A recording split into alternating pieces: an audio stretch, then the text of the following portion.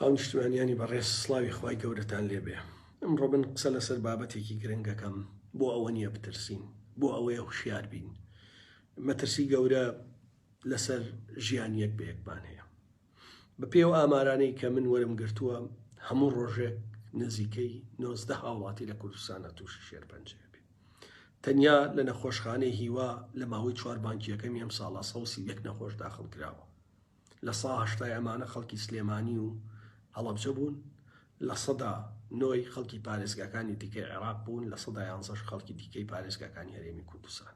واتە بەس لە هیوا هەموو ڕۆژێ 8 ڕۆژێ 9 تێکڕای کوردستان حسێب بکەی ڕۆژانە نزیکەی 20 کەس تووشی نەخۆشی شێرپەنجەیە بێت. پێش ئەوەی قسە لەسەر گرفتەکان کەم هۆکارەکان، ئێمە وڵاتێکی گەورەی پیشەسازی نین. خەڵکی کوردستانیەوە شاهدن. چەندین مانگ هاوارم کرد لەسەر تەلەڤیزیۆن بە بەرنامە بە لێکۆڵینەوە کۆمەڵک پسپۆڕی دڵسۆز زۆر هاوکاریان کردی. ئەو گازوایلەی لە گەڕەکەکانە ئەکرێتە مۆلیدەوە بە قەراری حکومەت پشکنین ڕاگیراوە لەبەرەوەی هیچی لەژێر پشکنین دەرناچێ، هەمووشی مەوادی سەرەتانی تایە لەگەڵ بەکارهێنانە هاوڵاتی تووشی شێرپەنجەیەکە. ئەم مەوادانە لە گۆڕەپانە بێمۆڵەتەکان دروسەکرێ لە هەولێر و لە کاشێ لە دووەک و لە تانجەرۆ لە سلێمانی. بە ڤیدۆ بەڵگە چووینە سەری.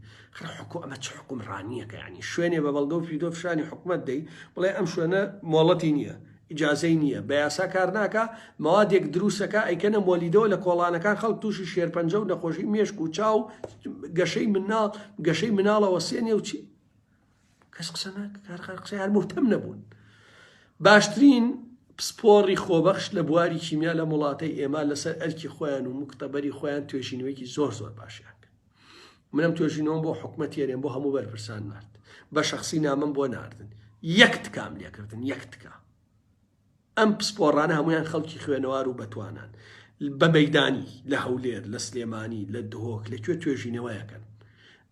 دیاریان کردووە هەوای کوردستان لە مەترسیەکی گەورایە بۆ دەیان نەخۆشی دروستەکە بەهۆی بەنزین، بەهۆی گازوایل، بەهۆی دووکەڵی کارگەکان. تکایە سەعات دانیشن لەگەڵیان، هیچ کەسێ دانەنیشتووە لەگەڵیان. ئەمانە بەس خەمی ئەویانە لەکوێ زەویەک مابێ بیدەنە کۆمپانیایەکی خۆیان بای $30 ملیۆن $100 ملیۆن بیبن. خەمی ئەویانە چ ڕێگەیەکی نوێی قاچاقی هەیە، قاچاقی بێن و بیکەن بەسەر میلەتی خۆیان. باشترین توێژینەوە وەڵڵه لە گۆپارە باشەکانی دنیا بڵاوە بێتەوە. لە هەر کوێی دنیا بووە حکومەت ملیۆنان دۆلاری بۆ توێژینەوە پەیدا کرد. بەڵام کەس گوێ لێ نەگرت. بەڵام بەس بیر لەوەکەنەوە لەکوێ هەیە زەویە مەتر بفرۆشێ، کێ بیدەنە ئەم شقە بدرێ بەچێ، ئەوە بدرێ بەچێ، بەداخەوە. نەتیجەکەی ئەوەیە هەموو ڕۆژێ 90 هاوڵاتی لە کوردستان تووشی شێرپەنجە بێ. ئەو بەنزینەی کە دێ حي على الصلاة صد لێکۆڵین وی علمی خراوە ڕوو کامە بەنزین نییە، هیچی بەنزین نییە، بەڵکو کۆندێنسەیت و پترۆکیمیاوی و کۆمەڵێ مەوادە ئەوەشی بەنزینە لەگەڵ ئەم مەوادە خراپانە تێکەڵە کرێت ئەخرێتە بەنزیخانەکانەوە فرۆشێت. 100 بەڵگەمان خستە ڕوو. کارگەکان بە بەرچاوی خۆیانەوەیە، بە بەرچاوی ئێمەوەیە هەمومان. فلتەر بەکار نایانن، دووکەڵەکەن بە ئاسمانە، ئێم دووکەڵە سەرەتان دروستەکە. هیوادارم سەرۆکی حکومەتی ئێواران لە هاویناواری پیرمامەوە لە مەسیفەوە سەیرێکی هەولێر بکە، یەک دووکەڵی ڕەش بە ئاسمانی هەولێرەوە. ئەوە چییە؟ ئەوە هەمووی مەوادی سەرەتانە، ئەوە هەمووی دووکەڵی کارگەکانن، ئەوە هەمووی ئەو بەنزینە پیسەیە، ئەوە هەمووی ئەو گازوای لە خراپەی مۆلیداتە کە ئێستا جگەل لە CO2 SO2 S2Sیش بەکارەیە کە گازێکی دایرەکت ژێراوی. ئەم سێ هۆکارە چارەسەر کرا تا ڕادەیەکی زۆرم گرفتە چارەسەرە بوو. لەولاوە ئەبینی هۆکارەکانی ئەمە جگە لە خواردنی خراپ، جگە لەوەی مریشکێ بەسی ڕۆژەکەی بە 4 کیلۆ، جگە لەوەی ئەو هەموو لەختونانە و مەوادی حافیزە و چیتیایە. بیرکەرەوە ئەمڕۆ ئێمە نین، بانی 90 کەسی ترەی شەڵای ئەمە نابین، دوو بانی شەڵای ئەمە نابین، سێ بێت هەرتووشە بین هەمومان کەوات. ئەی تۆ نەبی دراوسێکەتە، تۆ نەبی خزمەکەتە، تۆ نەبی مناڵەکەتە. ئەم بەرپرسانە خۆیان پێیان وایە تووش نابن بۆیە دەستیان لە ژیانی هەمومان بەرداوە. باشە. لە تەنیشت ئەمەوە ئێمە دوو گرفتی دیکەی گەورەمانەیە. بۆ نمونە نەخۆشخانەی هیوا وەرگرین کە لە ڕابردووە بوو بە ناوەندێکی گەورە لە هەموو عێراقەوە بۆ چارەسەر، بۆ دەرمان، بۆ چی ڕووی تێکرا. ئەم نەخۆشخانە بە ڕوون و ڕاشکاوی بەڕسمی داناخرێ، بەڵام لە بەردەم کەوتنایە چۆن؟ با من بۆتان ڕوونکەمەوە. ئەگەر نەخۆشخانەی هیوا پێویستی بە 100 پزیشک ێستا نزیکەی 40 پزیشکیە. باش ئەم پزیشکانە ئەتوانن لە دەروە عیادە دانێن، پارێکی زۆریان دەستکەوێت. ئەگەر تۆ لە کاتی خۆی و بە پێویستە بە دڵعیاداتی بۆ سەرف نەکەیوش ئینسانە. ئەمەش گەلەوەی میلاکاتە.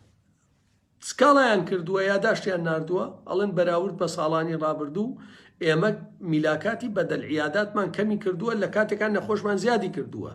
جگە لەو نۆست بە بۆ نمونە هیواتان بەس بوێنەوە، جگە لەوەی ڕۆژیانە نزیکەی 9 کەس تووشی شێرپەنجەیە بێ 8 بۆ 9 باشە لە 4 مانگە 500 نەخۆشی خوێنیشانەیە. ئەڵێم توشبوومان زیاترە بەڵام میلاکاتمان بۆ کەم کراوەتە. چۆن داخرێم من لەگەڵ چەندین بەڕێوبەری نەخۆشخانە قسەم کردووە تکاو تەکلیفیان لێکم تخوا چەندنی مۆخ مەکەن و لە خستخانەی کردی تایبەتە، چکە ئەگەر ئێوە بیکەنەوە کاربەندەکانی هیوا وازیێنن دێن بۆ لای ئێوە، لەوێ کاربەندێک بە 250,000 دینار وەرەگرێت لە بەشی چاندنی مۆخ کە بەشێکی ئەستیارە بە گرێبەست و لە کاتی خۆی پێی نادرێ، لە عیادەیەک 1000 دۆلاری درێتێ ئۆتۆماتیکی بەس لە عیادەکان بەشی شێرپەنجە هەموو بە تەواوەتی بکرێتەوە ئەو کارمەند و پسپۆڕانەی هیوا وردە وردە بڕۆنەوێ ئەکەوێت تەواو ئەکەوێت لەو لاشەوە دەرمانی بۆ سەرف نەکرێت. توشبوانی شێرپەنجە کێشەی دەرمانیان نییە، بەڵام حەقەکەی ئەو پارەیکەی خۆیانە بۆیان سەرف ناکرێت. نزیکەی 150 ملیارد دینار پارەی توشبوانی شێرپەنجە بەپێی ئەوەی قسەم لەگەڵ خەڵکە ئاگادارەکان کردووە لە بانکەکانی حکومەتی هێریەمان. ئەمە تەرخانکراوی حکومەت نییە، ئەو پارەیە لە جگەرە لە مەشروب لە مرور هەچەنەیسە بەهۆی قاچاقچێتی جگەرە بە گومرگ نایە بە قاچاقیێنن پارەی ئەینیشکەمە بێتەوە ئۆتۆماتیکی سندوقی شێرپەنجە. بەرحاڵ بەڵام تا ئێستا نزیکەی 150 ملیارد دیناری لایە. ئەڵێنم پارەی خۆمانە ئەگەر 2 مانگ جارێک تەندەرین بکرێ بە کێبرکێ دەرمانی پێویست بۆ توشبوانی شێرپەنجە نەوەک بدرێ بە 2-3 کۆمپانیای دیاریکراو لە کاتێکا کە بۆ نمونە سەری مانگ ئەڵێن پێویستی مان بە دەرمانی شێرپەنجەیە، ئەیوەڵای سەفریای تەندەر ناکەوین کەواتە بێت دایرێکت لە فڵان کۆمپانیا بیکڕین، ئەمە بارگرانی دروستەکە. 2 مانگ جارێ دیارە چەندێ دەرمانی شێرپەنجە پێویستە بیکڕە لە سندوقەکەی خۆشیان. بەڵام ێستا 150 ملیارد دیناری تایە سندوقەکەیان ئەڵێن وەڵا بۆ کڕینی دەرمان تەنیا لە 102 سەرفەکرێت، واتە ئەگەر هیچ بازرگانی یەکسەر لە سلێمانی ئامادە نییە دەرمان بۆ توشبوانی شێرپەنجە بکرێت. من دڵێم داولێش باشە ئەڵێ ئەگەر بای ملیۆنێ دەرمانت لێ بکڕم لە 102 تەدەمێ، واتە مانچی 2 دەفتەر تەدەمێ. ئێمەگە ئەمە فێڵێکی ئێجگار گەورەیتیاناکە کەسە مامەڵە ناکە، ئەمە نابێ شمولی توشبوانی شێرپەنجە بکە و من پێم وایە هیچ دەرمانی نابێوا بکڕێت، چکە لە نەتیجە دوای 25 مانگ ئەبێتەوە لە ساسە عملێکۆک خۆی لێتەوە، بەڵکو لەو پارەی کە خۆیان هەیەە لە سندوقی شێرپەنجایە لە بانکەکانی حکومەتی هێرێما دانراوە دەرمانەکانە بێ بە کێبرکێ بکرێ و بە عەدالەت تەوزیعکرێ، واتە کێشەی دەرمان هەبێ و کێشەی میلاک هەبێ و یعنی باوەڕکەن ینی من ئاگام لە نزیکەوە لە معاناتی کۆمەڵی توشبووی شێرپەنجە بێرێ بەرچاوی خۆ ئافرەتێک هاوسەری نییە، 3 منداڵی هەتیوی لەسەرە، کرێ چییە؟ تووشی شێرپەنجە بوو. ئەڵێ من هەموو مانگێک 3000 دۆلار ئەو 30 وەرەقاڵێ 30 وەرەقە لەکوێ بێنم چارەسەری؟ من کری خانوم پێ نادرێ، من جل و خواردنی مناڵەکانم بۆ دابین ناکرێ. ئێمە لە چۆن نەتوانێ؟ ئەمە وێنەیەکە لە دەیان وێنە، ئەمە نمونەیەکە لە 100 نمونە. خەڵکی ئەڵێ کاکە ئەو دەرزی 76 دەرزیە چەندێکە بۆم نووساوە بەسم 76 دەرزیە نازانم بای 6 دەفتەرە، ئەوە جارێک کڕیم خانوەکەم بۆ فرۆش، ئەی دوای ئەوە چی بکەم؟ بۆیە نەخۆشی شێرپەنجە ئەوە نییە. لە نەتیجا ئەگەر هیوا ئینهیاری کرد، چونکە ئەگەر وا بڕوا کاربەند کەم بێ دەرمان کەم بێ ئەوەی دەوڵەمەنە ڕووەکاتە عیادەی کەرتی تایبەت، لە نەتیجا ئەم کارمەندانش بڕۆن بۆ خەسخانە ئەهلیەکان هیوا نیارەکە داناخرێ، بەڵام من نیارەکە. ئەوەی فەقیرە بێ بە ئازار و عەزار بێکی زۆرەوە بمرێ، ئەوەی دەوڵەمەند دەیتر بە دوای چارەسەر ئەڕواجا چارەسەرەکە یا نەتیجەیە بێ یا نەتیجەی نەبێ. بەداخەوە چارەسەر چییە؟ ئەمەی هیوادارم باسمان کرد لە ڕابردوو ئێستا دەیان سەدان جاریتە توێژینەوەی دەقیق کراوە. ئەم بووە لە دنیا بڵێ گازوایلێک هیچ مەرجێکی زانستی تیانە بۆ مۆلیدە بەکار نابێ بێت، چکە خەڵک تووشی شێرپەنجەیەکە بڵێن کاکە فەحسی مەکەن و بەکاری بێن و با خەڵک تووش ببێ. حکومڕانی وا لە دنیا نەبووە، ینی ئێستا فەحس ناکرێت گازوایلی مۆلیدەی سلێمانی و لێ دۆکوێ ئەڕەن کامەی خراپ و باشە تێیەکەن وە سووتێن و دووکەڵ و ژەهرەکە بە قوڕکی خەڵکە. ئەم بەنزینە زۆر مەترسیدارە هیوادارم دوو حەلی زۆر باشمان خستۆتە ڕووی ئێمە یا ئەوە پاڵاوگە ناوخۆیەکان بەس پاڵاوگەی کارەتوانێت 4.5 میلیۆن لتر مانزین لە یەک ڕۆژا بەرهەم بێنی هەموو کوردستان 6 میلیۆنیەوە جگە لە باسیانی و جگە لە لاناس باشە پاڵاوگە ناوخۆیەکان ئەتوان بە پێزیادەوە ئەگەر نا حکوومەت کۆمپانیایەکی معتەبەر بێن دانێ خۆی سەپۆرتی کا دڵنیا بێت چاودێری کا LPG لە بریا بەکاربێنن نرخەکەی نیوە کەمترە ژینگەش پیس ناکا سیارە شتێک نادا بەڵام بۆ دەرەوەی شارە بێ سیفەتەکەوا بێ بتوانێت بکرێتە بەنزین چکە لە خێرایی 100 ناتوانێت LPG بڕوە ئەوە دوو پێشنیار معقول نییە ئەم کارگانە بەرچاوی هەمومانەوە دووکەڵ هیوادارم خەڵکی کوردستان هەر کارگەیەکتان بینی ئەو دووکەڵەی ئەچێتە ئاسمانەوە تووشی شارەکە ڕێک تەسوویریکە بڵێ ئەم کارگەی فلان کەسە بۆ ئەوەی پارەیەکی کەم سرف نەکە ماگانە ملیۆنان دۆلار لەسەر حسابی ئێمە وەرەگرێ و تووشی شێرپەنجەشمانەکە هیچ حکومەتیش هیچی پێ نەکرێ ئێمە توانین ئەوانەی کە